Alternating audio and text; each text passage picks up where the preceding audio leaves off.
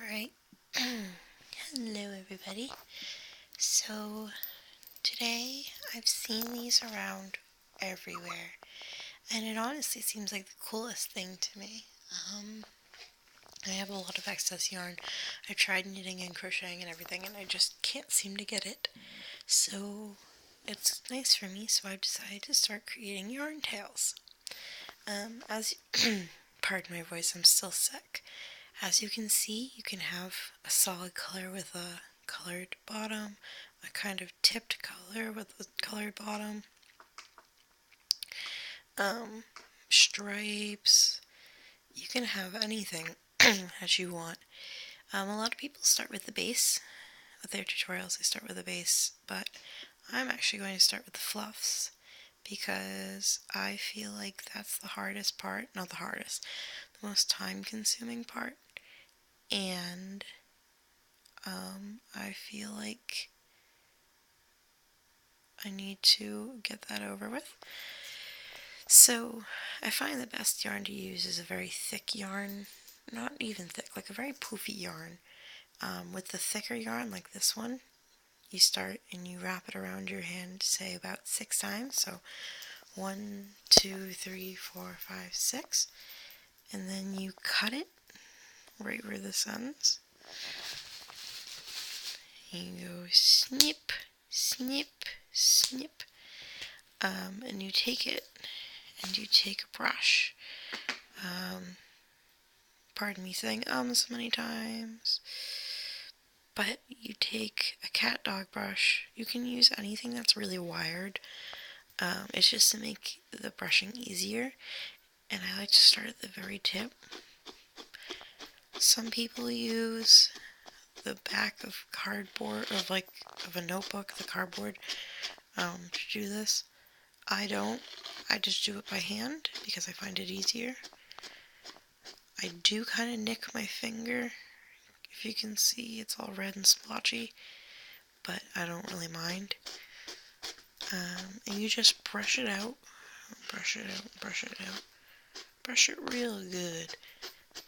And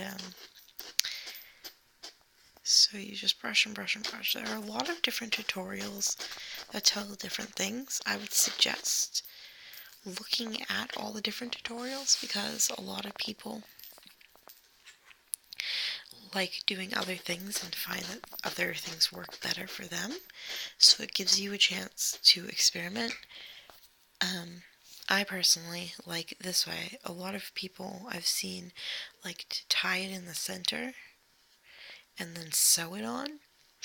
But what I'm doing is basically you take this and I'm using a thinner yarn to tie it, purple, because it's just how I am. I'm a cheapskate. And then you tie it around, and then you tie it around your base. But before that, you would straighten it. But you don't have to. Straightening it would basically get rid of this crimped kind of look to it. But, I mean, some people like the crimp, some people don't. If you're to use a thinner thread like this, not thread, sorry, yarn, I'd say wrap it around your hand about 10 times. So 1, 2, 3, 4, 5, 6, 7, 8, 9, 10.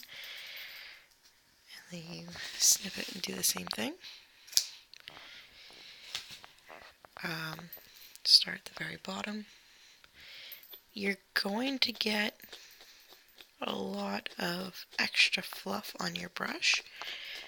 I would suggest not, I would suggest not getting rid of it because it can be used as like stuffing for sock animals, which I will later show tutorials about.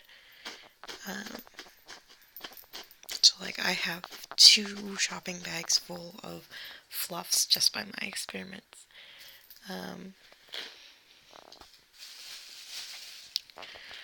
So yeah, it's basically how you make fluffs. You just cut it. I mean, if you want longer fluffs or something, wrap it around more times, wrap it around wider, stuff like that. I find how I do it works very well for me. And obviously you're not me, so it may work differently for you.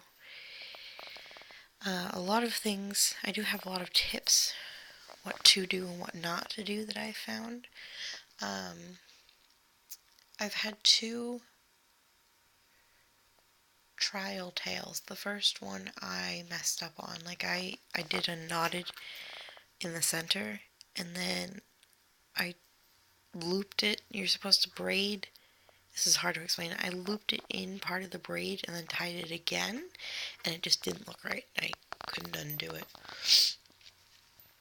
And then the second trial tail I had, I put about 1/4 of it on the tail, on the base, and put 1/4 of the fluffs on the base, and try to straighten it that way.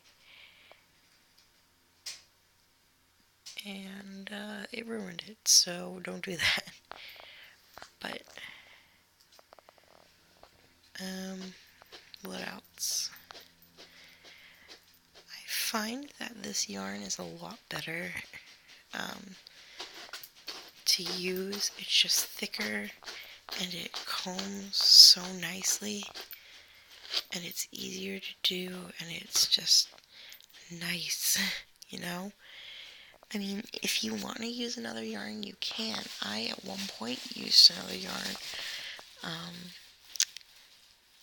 But see if you can tell the difference. See how, like, coarse and spread out this is? This isn't straightened. It might look different straightened, but it's very thin and everything. Whereas this is very thick and poofy already. So, imagine what the tail's going to look like when it's all done. So yeah, this is how you make fluffs of a yarn tail. I'll make another video about the base and then how to tie it on, and then I think as I'm doing them, I'll post progress pictures. These specific puffs are for some black and purple tails. Another suggestion, a thing that you can do, these are all my already done puffs that I've made within the night. You can see they're all brushed out and tied around. But another thing that you can do is you can take two colors of yarn and tie them together and make it like that. So it will make like a ticked kind of look, or a little, it's really pretty, I like it, but I've been asked to kind of do this with black with a purple blue, like one of the more popular images that I've found. Hold on, did I just put, no, I thought I just put my undone black in there. I was going to be so upset. But one of the more popular images that I know for tails is this one from Pinterest. They want one like that.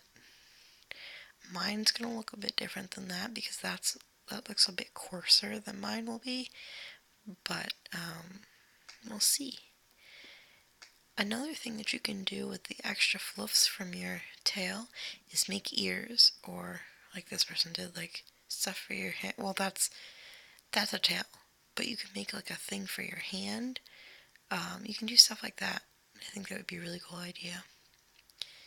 So yeah, next time we'll do one about the base, and I'll add some what to do and what not to do tutorials, and we'll see where I go from there.